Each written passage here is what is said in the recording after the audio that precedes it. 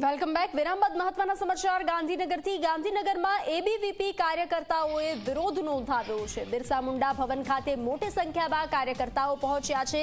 શિષ્યવૃત્તિ મામલે એબીવીપીના કાર્યકર્તાઓએ વિરોધ નોંધાવ્યો છે। નર્સિંગ એડમિશનમાં શિષ્યવૃત્તિ રદ કરવા મુદ્દે વિરોધ નોંધાવવામાં આવ્યો છે। એડમિશન બાદ શિષ્યવૃત્તિ બંધ કરી દેવાનો એબીવીપીનો આરોપ છે। તો વિરોધના સુર ઉઠ્યા છે। ગાંધીનગરમાં એબીવીપીના કાર્યકર્તાઓએ વિરોધ નોંધાવ્યો છે। વધુ વિગતો સાથે સંવાદદાતા હિતલ જોડાઈ ચૂક્યા છે। હિતલ, ગાંધીનગરમાં એબીવીપીના કાર્યકર્તાઓએ વિરોધ નોંધાવ્યો છે।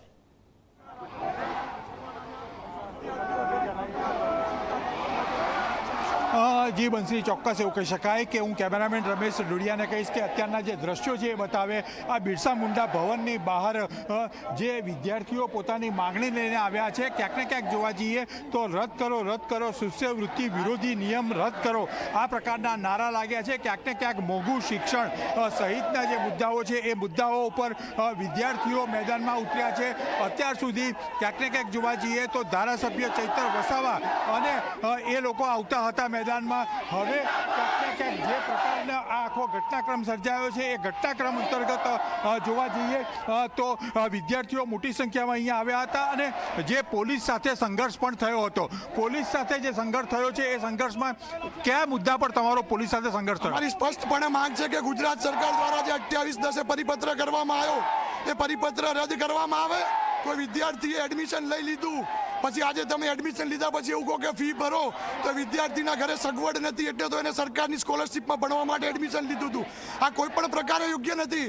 આજે સમગ્ર દેશમાં જોઈ લો, જ્યારે આ દેશના વડાપ્રધાને ફ્રીશીપ કાર્ડ લાવ્યું કે આ સમાજના જનજાતિ સમાજના વિદ્યાર્થીઓ ભણી શકે, ત્યારે આ ગુજરાતની વર્તમાન સરકાર અને આ ભવનમાં બેઠેલા અધિકારીઓ એમને શિક્ષણથી વંચિત રાખવા માગે છે। આપણે સૌએ જોયું છે થોડા સમય પહેલા બની બેઠેલા ધારાસભ્યો અને વિદ્યાર્થી નેતાઓ ભવનની અંદર જઈને પ્રદર્શન કરે। આજે ગુજરાતનો છેવાડાનો જનજાતિ સમાજનો વિદ્યાર્થી આવ્યો છે તો ગેટ બંધ કરી દેવામાં આવ્યા છે, પોલીસને આગળ કરવામાં આવી છે। તો પોલિટિકલ લોકો ભવનમાં જઈ શકે તો માત્ર વિદ્યાર્થીઓ જે સામાન્ય ગરીબ મધ્યમ વર્ગના વિદ્યાર્થીઓ છે એ ભવનમાં કેમ ના જઈ શકે? આ ભવન એમના માટે છે। ક્યાંક ને ક્યાંક જોવા જઈએ એબીવીપીમાંથી બધા આવ્યા છે, ભાજપની જ ભગીની સંસ્થા છે અને ભાજપની જ સરકાર છે, ત્યારે કેમ આવો સવાલ? વિદ્યાર્થી પરિષદ એ ભાજપની ભગીની સંસ્થા નથી, એ રાષ્ટ્રીય સ્વયંસેવક સંઘનું વિદ્યાર્થી સંગઠન છે। અને ભૂતકાળમાં પણ આપ જોઈ લો, જ્યારે કોઈ સરકારે વિદ્યાર્થીઓના હિતમાં નિર્ણય નથી લીધો ત્યારે સરકાર કોઈ પણની હોય, વિદ્યાર્થી પરિષદ લડ્યું છે। અમે રાજકારણ કરવા આવેલા લોકો નથી, અમે વિદ્યાર્થીઓ માટે લડવા આવેલા લોકો છીએ અને એના માટે જ આજે અમે સરકારનો વિરોધ કરવા માટે એકત્રિત થયા છીએ। પરિપત્ર રદ નહીં થાય અને જે માગણીઓની સ્વીકારાય તો શું આંદોલન? આ આંદોલન જ્યાં સુધી પરિપત્ર રદ નહીં થાય ત્યાં સુધી અહીંયા ચાલુ જ રહેશે। અને હજુ ગુજરાતના તમામ છેવાડાઓના જિલ્લામાંથી હજારો વિદ્યાર્થીઓ બિરસા મુંડા ભવન ખાતે પહોંચશે અને આ વિદ્યાર્થીઓની સુરક્ષાની સલામતીની સંપૂર્ણ જવાબદારી આ સરકારની રહેશે। ચોક્કસ સરકારની જવાબદારી રહેશે। ઉગ્ર આંદોલન તરીકે અહીંયા તમામ વિદ્યાર્થીઓ મોટી સંખ્યા રાજ્યભરમાંથી આવ્યા છે।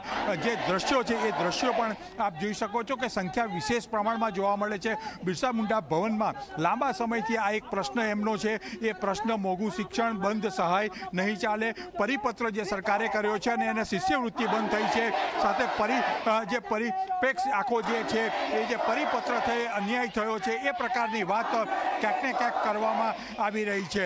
એટલે બંસી એવું કહી શકાય કે આ આંદોલનના મંડાણ છે અને આંદોલન વધારે લાંબુ ચાલશે એ પ્રકારના દ્રશ્યો અત્યારે અહીંયા જોવા મળે છે। જી હિતલ, જાણકારી સાથે જોડાવા બદલ આભાર। તો ગાંધીનગરમાં એબીવીપીના કાર્યકર્તાઓ વિરોધ નોંધાવી રહ્યા છે। બિરસા મુંડા ભવન ખાતે મોટી સંખ્યામાં કાર્યકર્તાઓ એકઠા થયા છે અને વિરોધના સૂર ઉઠ્યા છે। શિષ્યવૃત્તિ મામલે એબીવીપી કાર્યકર્તાઓ આ વિરોધ નોંધાવી રહ્યા છે। નર્સિંગ એડમિશનમાં શિષ્યવૃત્તિ રદ કરવા મુદ્દે આ વિરોધના સૂર ઉઠ્યા છે।